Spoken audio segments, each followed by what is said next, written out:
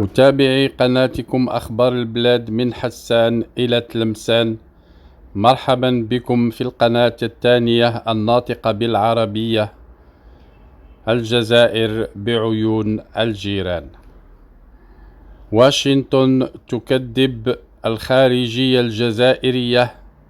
في ملف الصحراء بعد لقاء بلينكن وعطاف. أجرى وزير الخارجية الجزائري أحمد عطاف أمس الأربعاء محادثات مع نظيره الأمريكي أنتوني بلينكن، تناول خلالها آخر التطورات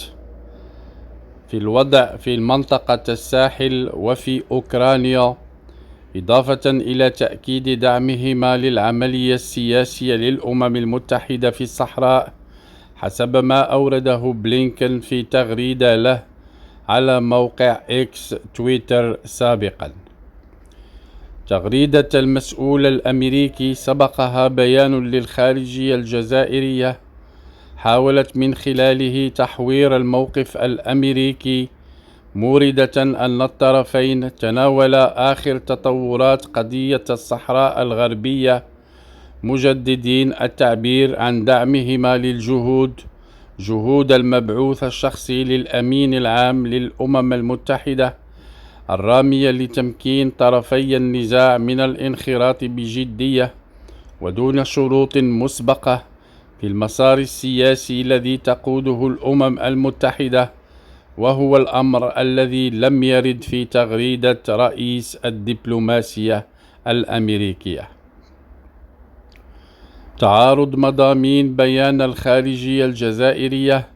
مع تغريدة بلينكن وترويجها لنقاط تتعلق بملف الصحراء المغربية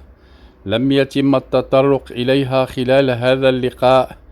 وإصرار الجزائر في كل مرة على التلاعب بالكلمات وإقحام ملف الصحراء في بياناتها بمناسبة أو بدونها تستغله جهات معادية للمغرب للتشكيك في الموقف الأمريكي تجاه ملف الصحراء المغربية، الذي أعاد المتحدث باسم الخارجية الأمريكية ماتيو ميلر الشهر الماضي التأكيد على ثباته بشأن الاعتراف بمغربية الصحراء. ويرى محللون أن زيارة عطاف إلى واشنطن تندرج في إطار محاولات هذه الأخيرة فهم مواقف النظام الجزائري تجاه مجموعة من القضايا، على رأسها قضية الحرب الأوكرانية الروسية والملف الأمني في الساحل، خاصة في ظل التقارب الجزائري الأخير مع محور الشرق، كما أن حضور ملف الصحراء المغربية ضمن محادثات المسؤولين يؤكد تورط النظام الجزائري في هذا النزاع المفتعل في وقت تضغط فيه واشنطن على الجزائر من أجل الانخراط الجاد والمسؤول في الجهود الأممية الرامية لإيجاد حل واقعي ودائم لهذا النزاع. خبير في العلاقات الدولية قال إن زيارة الخارجية الجزائري إلى الولايات المتحدة الأمريكية تندرج في إطار الزيارات الروتينية التي تعتمدها الإدارة الأمريكية في جدول علاقاتها الخارجية مع الدول في المنطقة من أجل التباحث حول التطورات في المنطقة وتجديد الدفاع عن مصالحها الحيوية. وأضاف الخبير أن واشنطن في سياستها الخارجية تعتمد مقاربة اللقاءات الدورية مع وزراء خارجية البلدان التي تقع في مناطق تعرف تحولات جيوسياسية لها علاقة مباشرة بمصالحها الاستراتيجية، إذ تحاول الإبقاء على قنوات التواصل في أقصى فعاليتها من أجل ضمان أمن وسلامة تنزيل خريطتها السياسية على المستوى الدولي. وأشار المتحدث عينه إلى أن زيارة وزير الخارجية الجزائري إلى واشنطن كانت مناسبة للإدارة الأمريكية لإخبار السلطات الجزائرية باحترام توجهاتها السياسية والالتزام بها، على إثر التحولات التي تشهدها المنطقة، خاصة فيما يتعلق بالانقلابات العسكرية التي تشهدها بعض الدول الإفريقية، والأحداث السياسية المتسارعة في ليبيا، إضافة إلى التطورات الأمنية التي تعيشها تونس، وإشكالية تدبير تدفق المهاجرين القادمين من الساحل والصحراء. وحول ملف الصحراء المغربية، أوضح الخبير أن الإدارة الأمريكية انطلاقا من التزامها كدولة وبناء على الاتفاق السياسي بين الرباط وواشنطن بدعم ومساندة الطرح المغربي في هذا النزاع المفتعل، واعترافها الرسمي بسيادة المغرب على أقاليمه الجنوبية، فإنها تعمل على تجديد إبلاغ الجزائر بموقفها والضغط عليها من أجل الانخراط المسؤول والجدي في هذا الملف، من أجل إنهاء مسلسل تسويته سياسيا باعتبارها طرفا فيه. وسجل نفس الخبير في العلاقات الدولية أن الخارجية الأمريكية تناولت ملف الصحراء المغربية من زاوية التطورات الأخيرة لهذا النزاع المفتعل، حيث إن إشارة بيان الخارجية الجزائرية إلى عبارة آخر تطورات قضية الصحراء المقصود بها أن واشنطن قامت بتناول هذا الملف من منطلق الديناميكية الجديدة التي يعرفها على مستوى الساحة الدولية،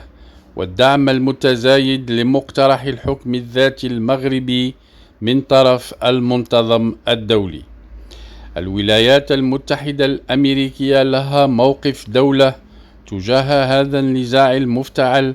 واعترافها السيادي بمغربية الصحراء يترجم الزاوية السياسية التي اعتمدتها في تداول هذه القضية مع الوزير الجزائري. يؤكد الخبير مبرزا أن الموقف الأمريكي هو رسالة سياسية إضافية إلى المشككين في موقف واشنطن بخصوص سيادة المغرب على أقاليمه الجنوبية، كما أن ضغطها على الجزائر من أجل الانخراط في دعم المسار السياسي الذي تقوده الأمم المتحدة هو بمثابة تصحيح آخر للحركات الغير المسؤولة للسلطات الجزائرية تجاه قضية الصحراء المغربية. وخلص المصرح إلى أن موقف واشنطن يعبر عن انخراطها المسؤول في الاتفاق السياسي مع الرباط بخصوص هذا النزاع الإقليمي، إذ يعكس سعيها الجدي لطي هذا الملف الذي تبرزه مختلف بياناتها السياسية والسيادية التي تناقش مباشرة أو غير مباشرة قضية الصحراء المغربية. ومن جهته علق خبير آخر صحافي ناشط سياسي جزائري وليد كبير على زيارة عطاف إلى واشنطن بالقول أن واشنطن استدعت الجزائر لمعرفة تطورات علاقات النظام الحاكم في هذه الآونة الأخيرة مع روسيا وتورطه في تمويل المجهود الحربي الروسي في أوكرانيا، إضافة إلى مواقفه اتجاه مجموعة من القضايا في المنطقة على رأسها ملف الساحل. وأضاف كبير في تصريح لجريدة إلكترونية أن حضور ملف الصحراء المغربية ضمن محادثات الوزيرين يؤكد مرة أخرى أن الجزائر طرف رئيسي في هذا الملف رغم إصرارها على عكس ذلك، مشيرا إلى أن موقف الجزائر متناقض في هذا الإطار، ذلك أنها عبرت لواشنطن عن تفضيلها للحلول السلمية لتسوية النزاعات في منطقة الساحل والصحراء، في حين أنها تدعم حركة انفصالية